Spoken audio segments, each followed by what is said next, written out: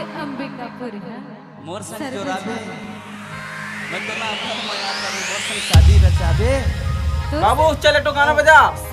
Music please, music please. DJ Sonu DJ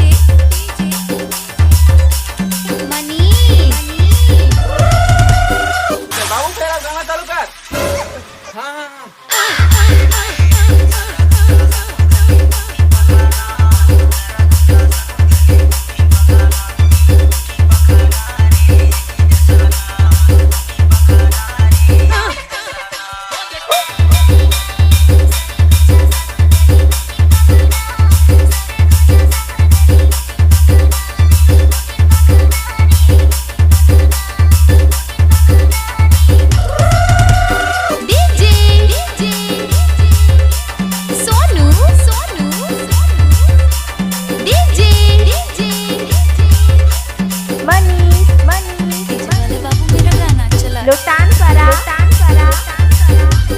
माया ऐसे होना चाहिए कि टूरी के बाल है सकेलल है और टूरा के बाल है खुला खुला।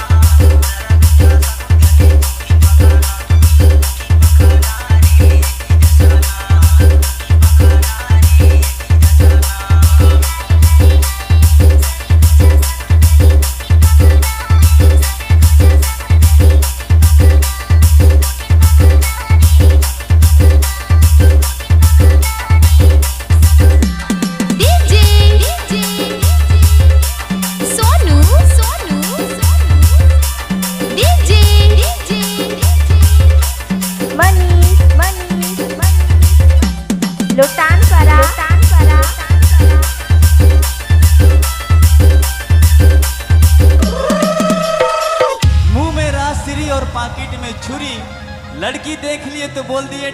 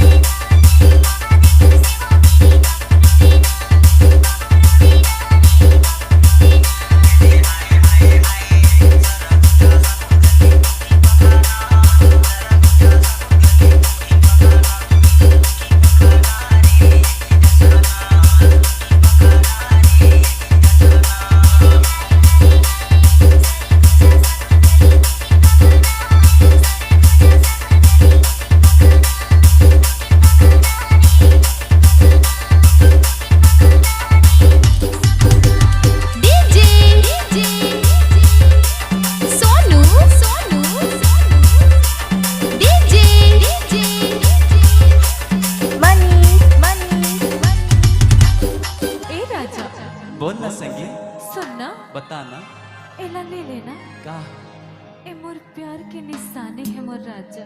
अच्छा हाँ पक्का पक्का मोला बड़ माया करथस अब बड़ माया करता।